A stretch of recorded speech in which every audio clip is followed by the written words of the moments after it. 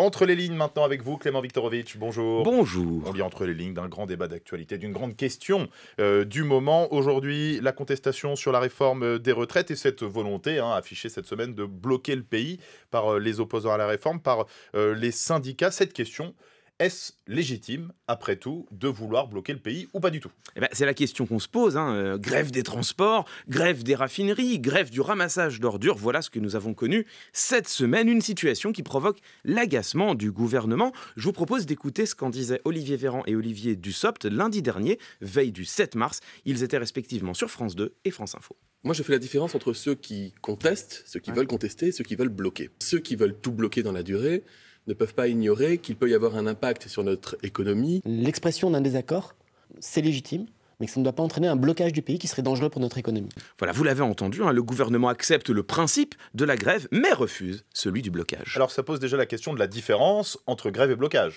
Et oui, en effet, et cette différence, il faut commencer par là, elle est en réalité très contestable. Parce que, c'est vrai, il peut y avoir ici ou là des actions illégales, coupure d'électricité, occupation de locaux, piquet de grève devant des dépôts.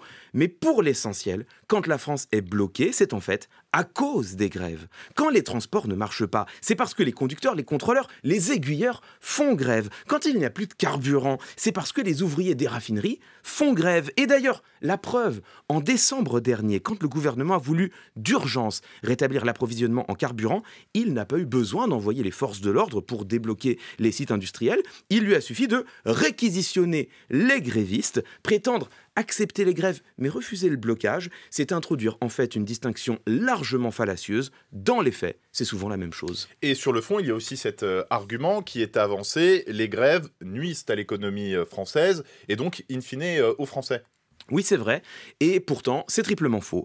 Économiquement, théoriquement, et historiquement. Sur le plan économique d'abord, c'est vrai que les grèves mettent temporairement, il faut le dire, certains secteurs sous pression, notamment l'hôtellerie et la restauration. Mais, comme le rappelle le professeur Patrice Laroche dans les colonnes du JDD, sur le long terme, les grèves n'ont en réalité quasiment aucun impact sur la croissance du pays. Ensuite, deuxièmement, du point de vue des théories de la négociation, prétendre avoir un conflit social sans exercice du rapport de force, c'est vraiment faire preuve d'une fausse naïveté. Dans une négociation, la confrontation, c'est le prolongement naturel de la discussion quand celle-ci a échoué. Si on n'arrive pas à se mettre d'accord sur ce que l'on a à gagner ensemble, il n'y a plus qu'une solution, comparer ce que l'on est prêt à perdre. Et n'oublions pas que dans ce conflit, les grévistes perdent quelque chose, ils perdent des journées de salaire et ils le font de leur point de vue bien sûr, dans l'intérêt de tous les travailleurs. Et justement, troisièmement, sur un plan historique, de nombreux droits sociaux n'ont été conquis qu'au terme d'une mobilisation sociale.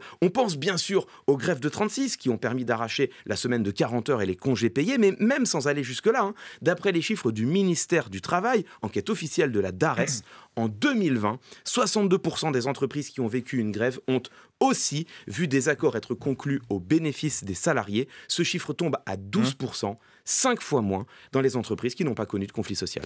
Donc là, Clément Viktorovitch, vous nous dites que la grève est efficace. Peut-être efficace, ça ne répond pas à la question initiale. Est-ce que le blocage de la grève, c'est légitime ou pas? Eh bien oui, d'un point de vue démocratique, indiscutablement oui. Vous savez, la démocratie, ça ne se résume pas aux élections. La démocratie, elle admet aussi des contre-pouvoirs, des sources concurrentes de légitimité, et parmi elles, justement, les mouvements sociaux, la contestation populaire, bref, la rue. C'est ce que l'historien Pierre Rosanvallon appelle des mécanismes de contre-démocratie. Sans ces mécanismes, notre régime politique reviendrait à voter un jour et à être esclave pendant les 5 années qui suivent. Vous voyez que de quelque côté qu'on se tourne, de quelque côté qu'on se saisisse du problème, la réponse est toujours la même. Oui, n'en déplaise au ministre, s'opposer, bloquer, tenter de faire échec à une décision du gouvernement, c'est légitime. Prétendre le contraire, c'est tenter de saper les fondements d'un droit démocratique, d'un droit constitutionnel, le droit de grève, purement et simplement. Clément Viktorovitch, entre les lignes avec nous tous les dimanches sur France Info.